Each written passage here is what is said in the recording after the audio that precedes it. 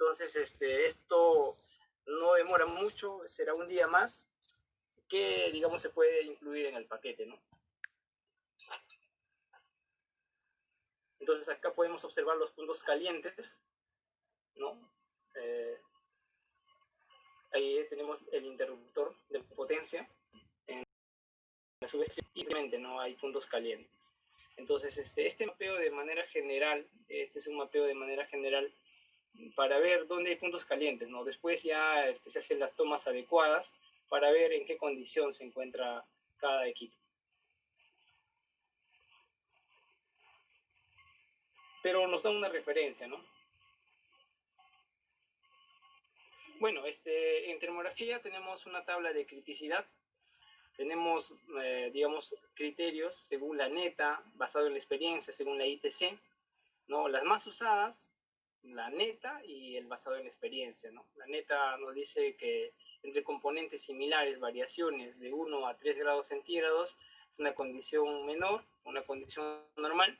Variaciones de temperatura de 4 a 15 grados es una condición intermedia, y mayor a 15 ya requiere una reparación inmediata.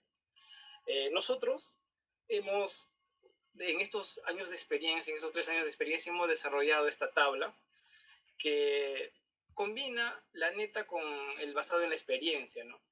Que, digamos, tenemos la condición menor a 5 grados como una condición normal, de 5 a 10 una condición leve, de 10 a 20 una condición grave, y mayor a 20 una condición muy crítica, ¿no?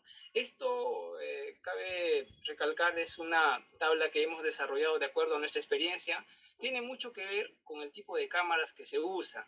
¿Por qué?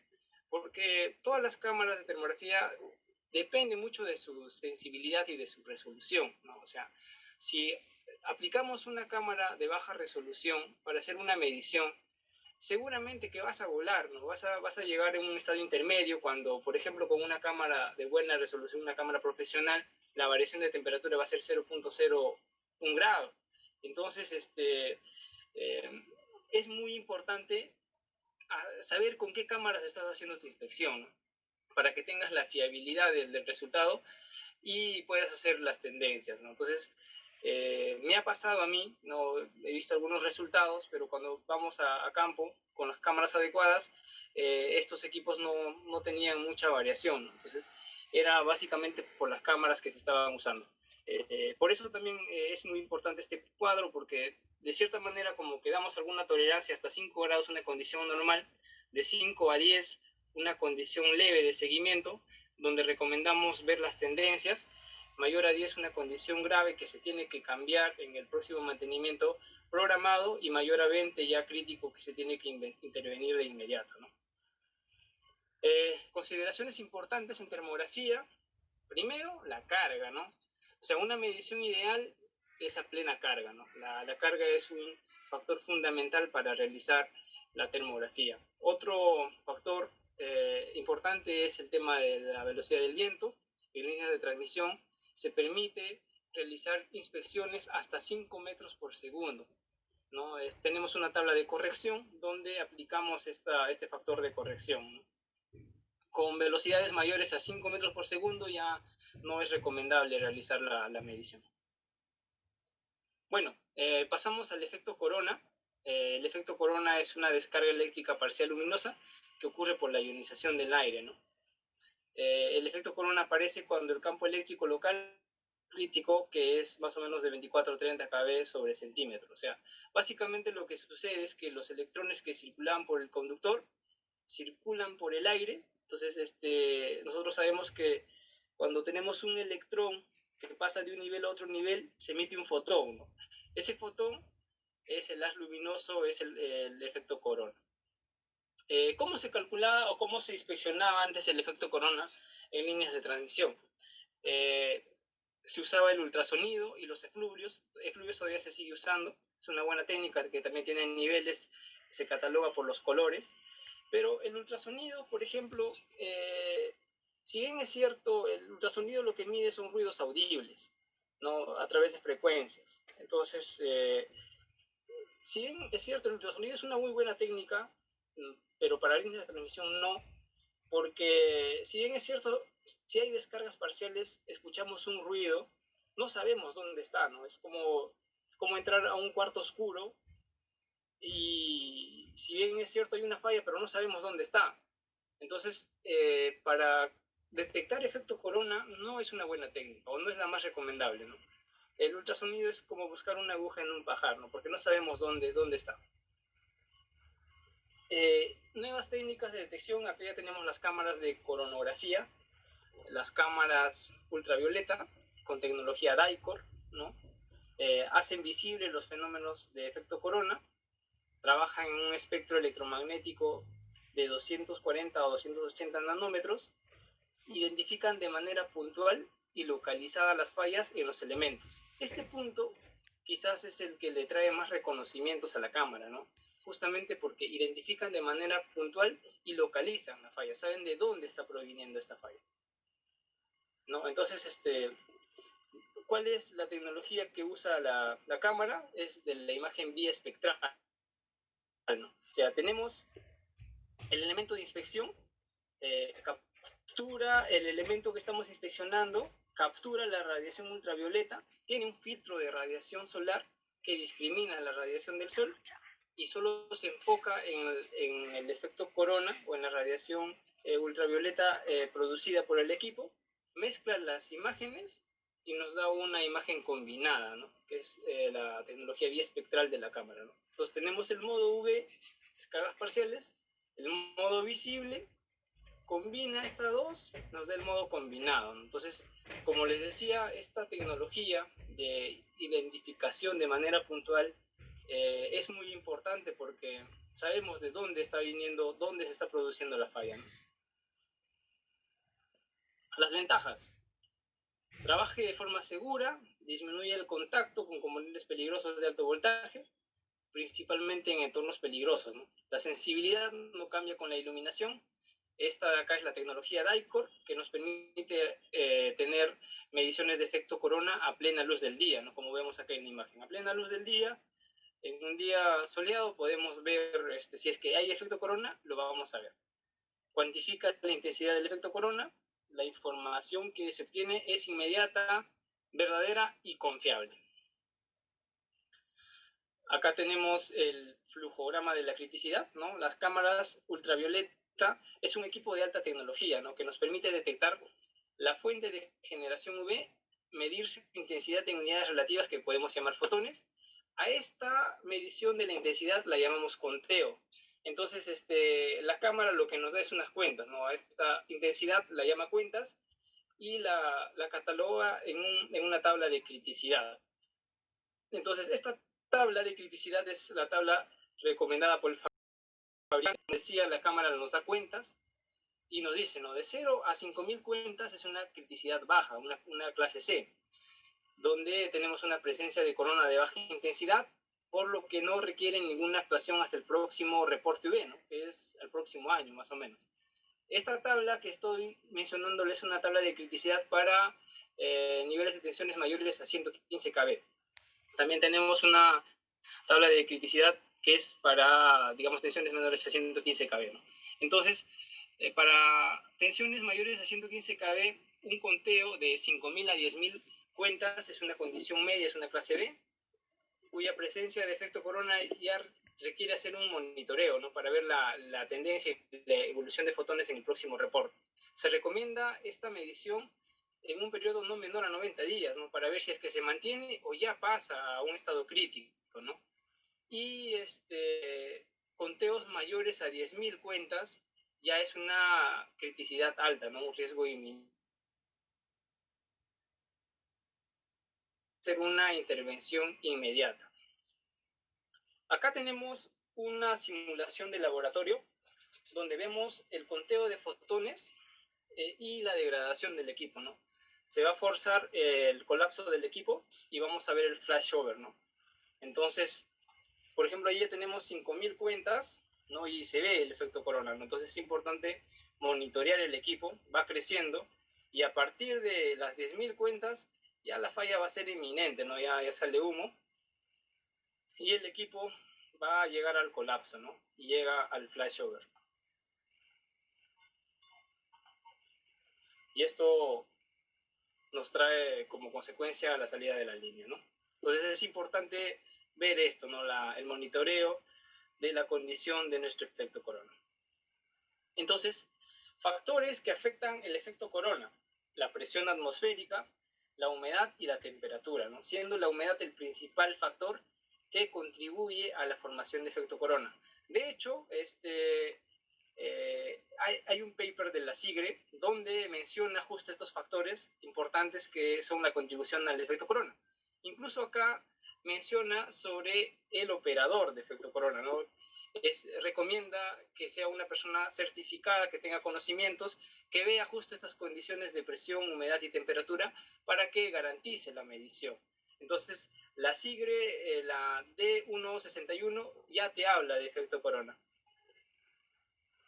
Tenemos acá también un artículo por la revista SIER, donde habla de la experiencia del uso de aisladores y de las técnicas, ¿no?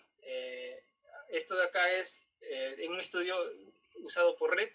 REP tiene más de 5.000 kilómetros y lo que concluye en este estudio básicamente es que antes de usar estas técnicas de efecto corona, ellos encontraban la falla de sus equipos y se dieron cuenta que el 69% de las fallas encontradas se produjeron a una distancia de 0 a 25 kilómetros, ¿no? Esto justamente concuerda con el tema de la humedad, ¿no? O sea, la cercanía al mar es un factor fundamental que contribuye al efecto corona, ¿no? El gas ionizado por el efecto es químicamente activo y se producen gases como el ozono. Este gas ionizado produce ozono y monóxido de nitrógeno, ¿no? NO, los cuales evolucionan a dióxido de nitrógeno, NO2, y ácido nítricos en ambientes húmedos, ¿no? Por eso que en ambientes húmedos resultan altamente corrosivos, ¿no? Entonces, esto es como un cáncer, ¿no? Una vez que ya empieza la corrosión, esto va a avanzar hasta tratar de degradar el equipo, ¿no? Entonces, la corrosión provoca efecto corona. El efecto corona contribuye a aumentar la corrosión y este es un ciclo cerrado, ¿no? La consecuencia es que con el tiempo se produce la erosión en los pines y un riesgo de la caída de las líneas eléctricas, ¿no? Acá tenemos un video donde igual vemos efecto corona ahí en el pin. Hacemos un acercamiento y vemos corrosión, ¿no? Indicios de corrosión ahí en el pin. Entonces, como vemos, la ventaja de estas cámaras que nos permiten identificar en qué componentes ya se está presentando efecto corona, ¿no? Después de desmontar ese equipo, ese aislador de vidrio, se encontró esto y el pin ya con una erosión, ¿no? Si no es detectado, los procesos de corrosión en el punto de falla mecánica resultarán en la caída de conductor, ¿no? Ahora, es importante combinar las técnicas de efecto corona con las de termografía. ¿Por qué? Porque se complementan, ¿no? Porque, como lo hemos visto, son dos espectros totalmente diferentes. El IR lo que detecta son puntos calientes. El UV detecta efecto corona de las descargas parciales superficiales, ¿no? Entonces, la radiación infrarroja está relacionada con la corriente, o sea, con la carga, la termografía, y el UV está relacionado con la tensión. El IR tiene influencia del viento, como lo decía, es muy importante considerar el viento, la luz solar y las reflexiones, ¿no? Un tema importante es cuando haces la medición calcular la temperatura reflejada, ¿no? Y en las inspecciones ultravioleta, uno de los factores que contribuyen más a la formación de efecto corona son la humedad, la temperatura y la contaminación, ¿no? Otro factor que podemos incluir acá es que el efecto corona se produce en la etapa inicial de la degradación de un equipo. Por eso es muy importante esta medición, porque, digamos, se presencia en la etapa inicial y se va intensificando. En cambio, los puntos puntos calientes generalmente se presentan en la etapa final de la degradación de un equipo. Cuando un equipo ya va a fallar, ahí se produce el punto caliente. Entonces, a nosotros como jefes de mantenimiento, ¿qué nos conviene detectarnos para poder controlar las etapas iniciales? ¿No? Entonces, es muy importante por eso complementar estas dos técnicas, ¿no? Entonces, como TID lo que estamos proponiendo son este círculo, ¿no? Ya cerramos inspecciones de efecto corona, de nivel de piso con cámaras adecuadas, inspección de termografía, también de nivel de piso.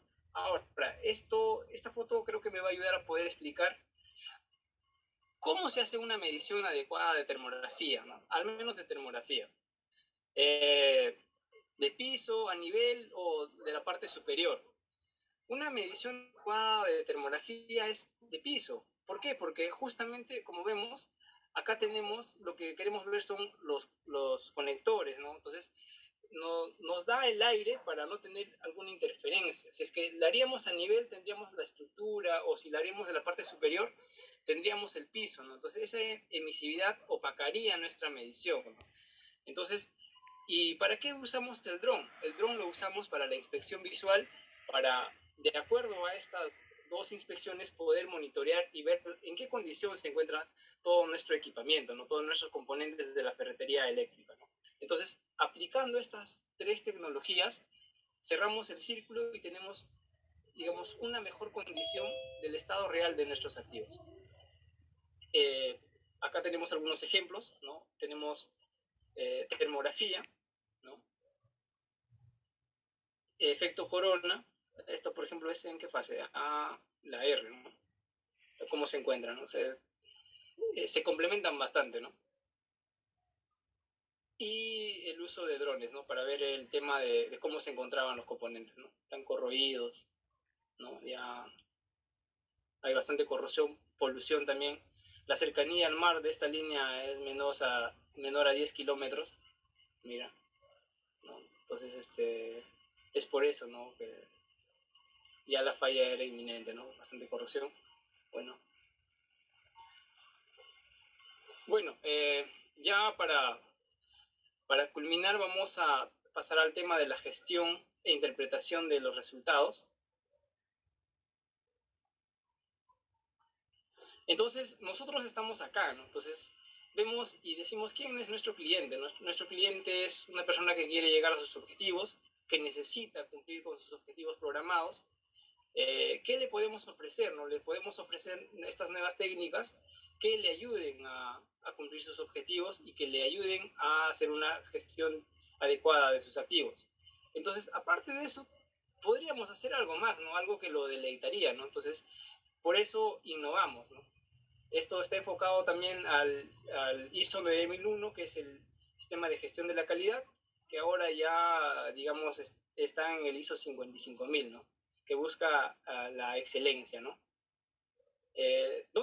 O sea, al cumplir todo esto, ¿dónde está nuestro cliente, no? Nuestro cliente está de vacaciones ahí paseando porque emplea una buena gestión de activos, ¿no? Emplea todo este procedimiento, ¿no? ¿Y dónde estamos nosotros? Nosotros estamos contribuyendo a que estas mediciones sean fiables y confiables, ¿no? Para que nuestro cliente se encuentre tranquilo, ¿no? ¿Y qué hacemos aparte de esto, no? Hacemos las mediciones, las procesamos y las llevamos, en este caso, por ejemplo, las llevamos a un archivo KMZ en el Google Earth para que el cliente de manera didáctica pueda ver el resultado de toda su línea, ¿no? Desde su celular puede descargarse el Google Earth y puede ver la condición de su línea. Entonces, nosotros como TID, por ejemplo, hemos innovado y hemos catalogado las torres en una condición semáforo, donde después de tener los reportes de termografía y los reportes ultravioleta, aparte de hacer la inspección visual, catalogamos la torre, ¿no? En un estado normal, en un estado de observación o en un estado crítico. Este estado lo plasmamos en toda la línea y para el cliente es mucho más fácil ver esto, puede ver las condiciones ambientales a las que está expuesta su torre, las condiciones geográficas, por la cercanía al mar, esto de acá está más afectado, ¿no? Carreteras, población, etcétera, ¿no? Y incluso, o sea, es una condición semáforo, las verdes están en una condición normal, no necesitan ninguna actuación hasta el próximo mantenimiento, que es el próximo año. Las torres amarillas es una condición de seguimiento que necesita hacer un monitoreo dentro no mayor a los 3 meses, y las torres rojas sí necesitan una actuación. Entonces, como costos también es muy importante, porque a veces se programa un mantenimiento de toda la línea, ¿no? Entonces, teniendo estas tres informaciones, tanto de termografía, efecto corona, inspección visual, por ejemplo, acá tenemos 50 torres de las 77 que están en estado normal, y nosotros garantizamos que no necesitan ninguna actuación hasta el siguiente mantenimiento. O sea, ¿por qué aplicar una limpieza, un siliconado a toda la línea si estas 50 están en una condición normal, ¿no? O sea, no sufren polución, están, digamos, en una zona donde no hay polución, en una zona tranquila, donde no está afectada por el viento, por tormentas de arena, ¿no? Etcétera. Y sí hay que hacer actuación en las condiciones leves y críticas, ¿no? Entonces, digamos, esta información para el jefe de mantenimiento es muy buena, ¿no? Entonces, lo que procesamos es esto, ¿no? Aparte de esto, como ven, este es el archivo en Google Earth, es un archivo KMZ donde vemos y ponemos todas las torres, ponemos el reporte de termografía y el reporte UV, donde están las torres críticas. Aparte, se puede adjuntar el informe, de tal manera que mientras ve las torres puede ver el informe, ¿no? Puede ver el informe de termografía y puede ver el informe de efecto corona. También nos permite realizar una grabación de video, donde nosotros grabamos las conclusiones, todo lo que hemos encontrado, para que el cliente pueda verlo, ¿no? Y cada vez que lo requiera consultar, pueda hacer un play y pueda ver en qué estado se encuentra su torre, ¿no? Donde realizamos las recomendaciones, cómo hemos encontrado sus torres, y es muy bueno, ¿no? Esto, el Google Earth es una aplicación libre, que la estamos usando y que creo que nos conviene a ambos, ¿no? Ya que no se tiene que pagar un derecho de aplicación, y yo creo que la estamos usando bien. Si bien es cierto, es una idea copiable, es bastante copiable, la información que nosotros manejamos, no creo que todos la puedan hacer, ¿no? O sea, tener los reportes ultravioleta, tener los reportes de termografía y visual y colocarlo acá, no todos lo tienen. Entonces, nosotros ofrecemos todo este paquete de actualización, de georreferenciación del estado actual de cada torre, complementándolo con el informe de cada torre, ¿no? Entonces, viendo las condiciones a las cuales se encuentran las torres. Bueno, para finalizar, lo que no puede ser medido no es que Norton y Kaplan. Entonces, si no evaluamos un elemento, no podemos identificar adecuadamente su presencia ni controlar su evolución. Bueno, muchas gracias por la charla. Espero que les haya gustado y que haya cumplido sus expectativas. Vamos a pasar a las